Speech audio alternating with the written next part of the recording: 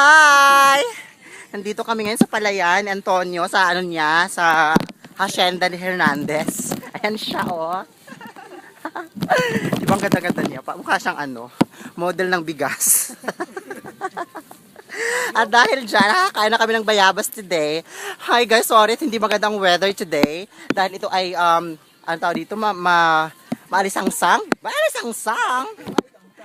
Maulan po ngayon dahil kay Bagyong Ineng. Ang message ko lang kay Bagyong Ineng, sana po umalis na po kayo. Dahil hindi po maganda, hindi ito maganda sa ekonomiya ng Pilipinas.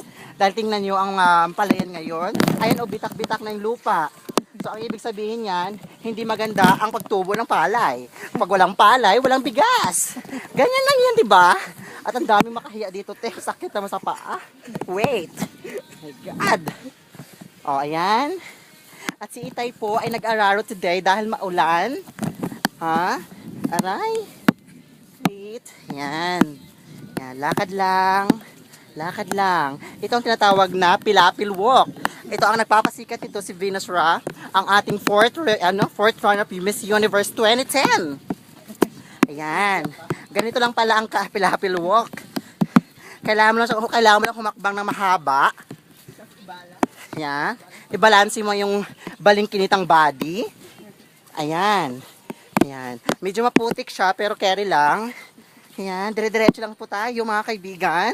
Dire-diretso lang po. Malapit na tayo sa hotel. Lapit ang Hotel Bex. Ayun si Itay, oh. Itay. Mag-hi po kayo sa Kalabaw. Ayan siya. Ayan. Go.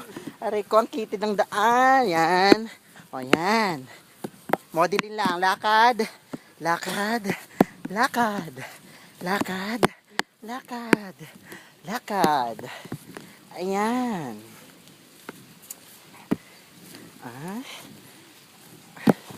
Ay! Ito. Oh. Survive. Ano survivor of the Philippines?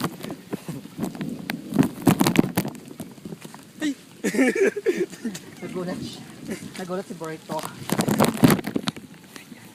Lakad lang hanggang sa marating natin yung hotel. Yan. Yan. My God. Ayan. Diba? Masyadong masukal ang lugar na ito. Parang may tayong dumikit sa ano ko. Alay.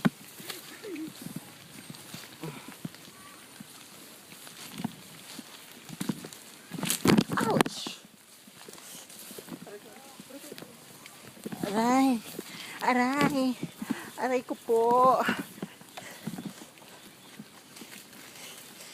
Ayan. Yay. Ayan po yung hotel.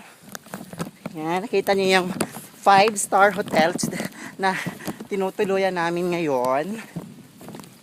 Siya.